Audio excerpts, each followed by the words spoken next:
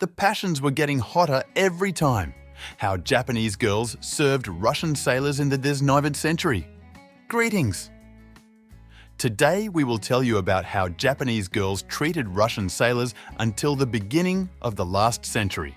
And at the same time, we will talk about the so-called temporary marriage union, which was concluded between newlyweds in one of the ports of Japan. Is it true that marriages were mostly calculated, and how much a night spent with a woman of Asian appearance cost? What could surprise Musum and Geisha, who served the sailors of the Russian fleet? Who of the greatest personalities of our country spent almost all his money on his wife, and to whom the Japanese wife even gave birth to a child? Be sure to read the material to the very end to learn all the key details of that historical period. Interest in new guests. You probably know that Japan remained a closed country for many decades. The inhabitants of the Far East were wary and distrustful of foreigners. And only in the 19th century, the land of the rising sun opened the curtain and became available for cooperation with the outside world. At first, Japan was visited by ordinary sailors and traders. Then, more serious persons, diplomats, joined. To the territory of the land of the rising sun initially sailed ships from Portugal, followed by the British, and only then began to appear Russian sailors. To the latter, the inhabitants of Japan showed a special interest. That is why the sailors of the Russian fleet so often became guests in the Bay of Nagasaki, that for them soon built a special suburb of Inasamura. Our compatriots even opened their own drinking establishment called Kronstadt. But of special value to Russian sailors were Japanese girls. They not only served men, but also became their full-fledged wives. However, such marriages were of temporary nature and were concluded, as a rule, for up to 1 or 2 months. But it was also allowed to prolong the marriage union until the end of the port mooring. Marriage of convenience. So, for several months, Russian sailors of the 19th century were completely immersed in a completely new atmosphere. The Japanese temporary wife performed essentially all household duties and accompanied her new beau. In this way, marriage was contractual, although mutual consent was also present. Japanese wives received money and other valuables from the sailor in this case. So, it was the female population that was most interested. In this way, Japanese women could improve their financial situation, especially those from poor families. The temporary husband was also satisfied. His wife cooked him delicious food, washed and ironed his laundry. Did you know that at that time, the monthly maintenance of a Japanese girl cost 50 yen for a Russian man? Plus the rent of a separate dwelling, which was half of this cost. At that time, such money seemed quite substantial, but every sailor could afford to pay for such an amount. The spouses could only terminate the contract of temporary marriage for 2 reasons. The first was adultery. If a man cheated on his temporary wife, it was considered a disgrace and a serious misdemeanor. The Japanese woman had the right to terminate the contract once and for all. In the second case, as it was originally supposed to be, is the expiration date of the contract. Japanese girls calmly endured the separation. After that, they were allowed to make new contracts with another man.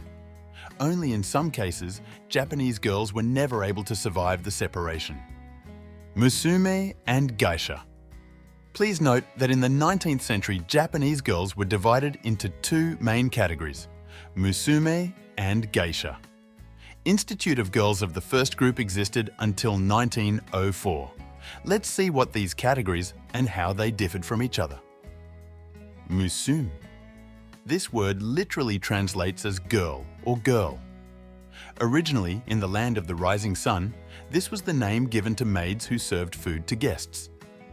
But until the beginning of the last century, it was still called Japanese ladies who served foreigners.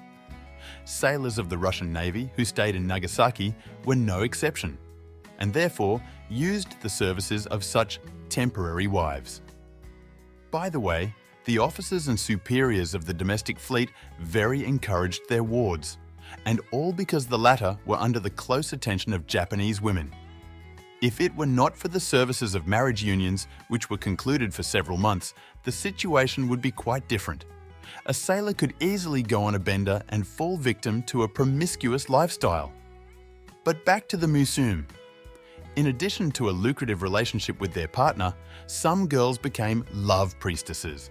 That means they served their clients in the dark. But first of all, the Japanese women of this category tried to get maximum satisfaction in monetary terms. Musume came from poor families, and there were many such girls in the 19th century. They came to the port from villages and rural areas.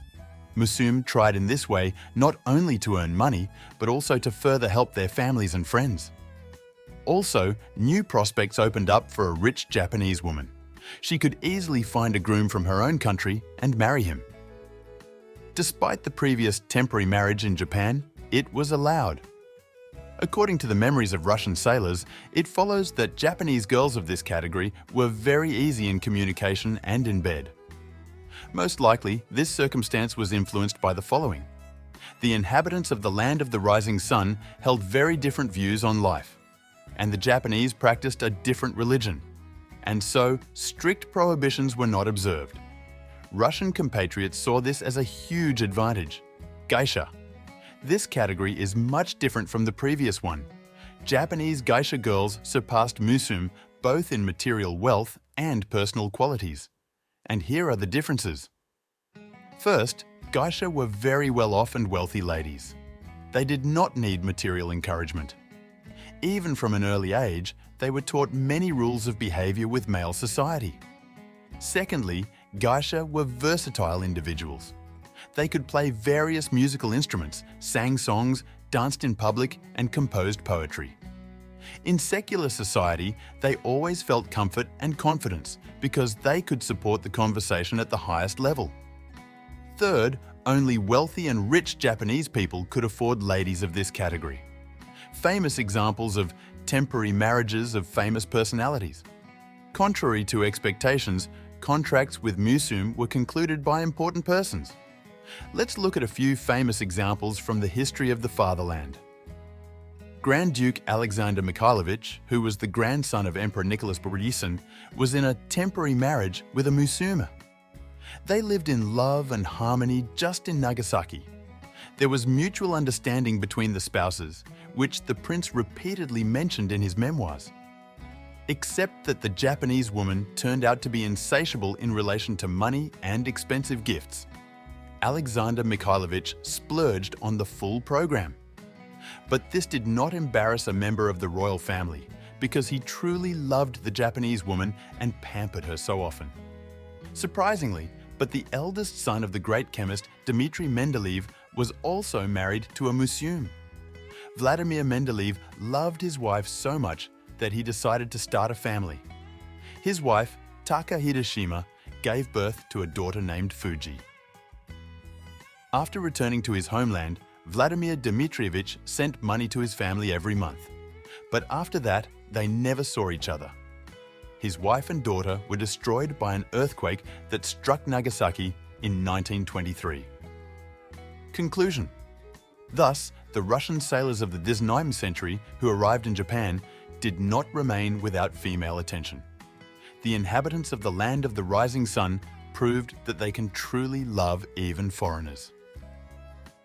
The services of temporary marriage at that time were used by both ordinary sailors and prominent personalities of Russia.